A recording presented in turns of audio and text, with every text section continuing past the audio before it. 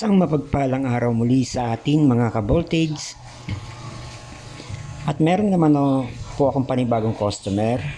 At ang ipare-repair nila sa akin ay isang electric fan na bladeless. Wala pong ILC itong mga ka-voltage. Ang style po nito ay parang engine plane sa mga aeroplano. Yung hélice niya parang makina ng aeroplano.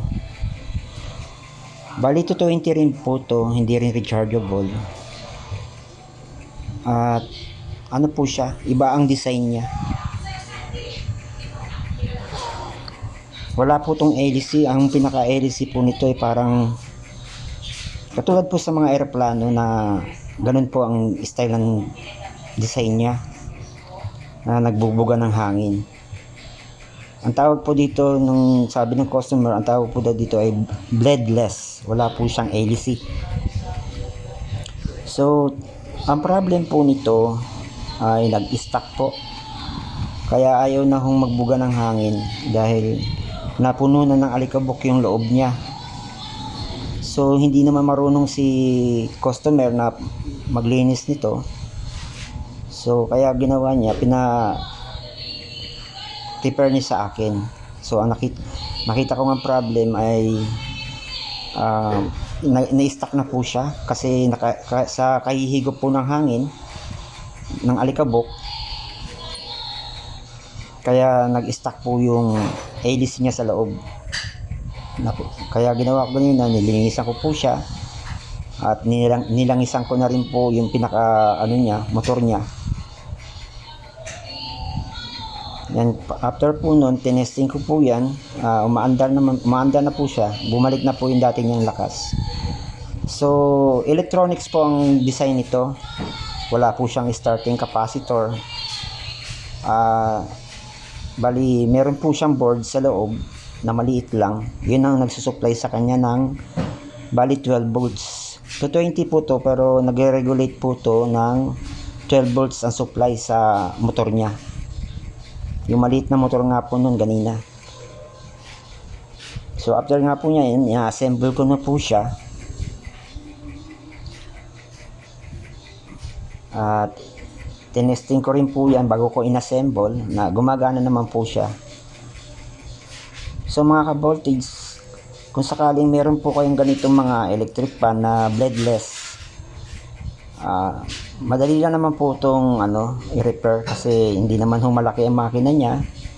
Kalimitan na sisira ho dito, bali nag-i-stuck po to dahil malakas humigop po ng hangin to nag-i-stuck po yung engine niya sa loob dahil puro alikabok na. So lilinisin nyo lang po yan siya, babaklasin nyo tulad ng ginawa ko na ho yan. May idea na po kayo kung paano baklasin at i-assemble at para malinis.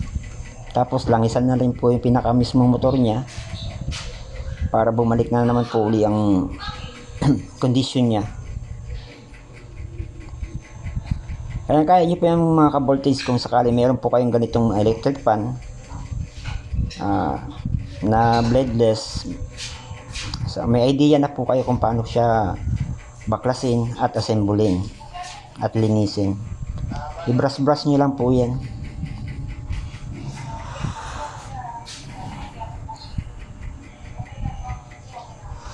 Bihira lang po yung mga ganitong mga electric fan na bladeless.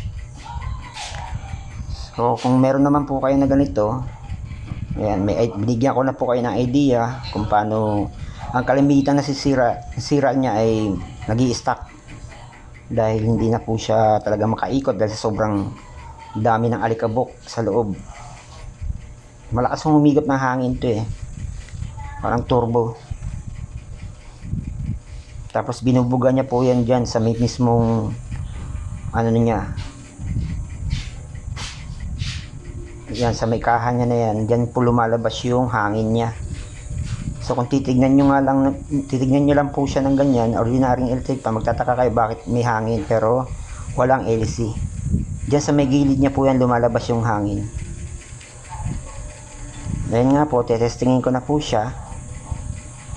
Dahil gumagana na po siya. Ayan na. Tingnan yung mga voltage. Nagro-rotate din po yan. Kusang umiikot. At malakas din po ang hangin niya. Tapos ang hangin niya kakaiba. Malamig. Para siyang cooler.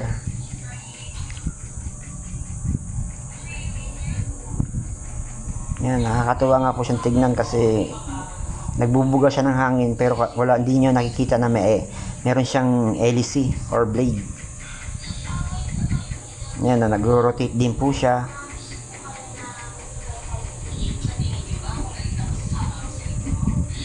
So mga ka-voltage, huwag niyo po sana muling kalimutan at maraming salamat po muli sa panonood niyo ng aking video at sana po meron po kayo nakuhang idea kung paano mag-repair ng electric pan na bladeless.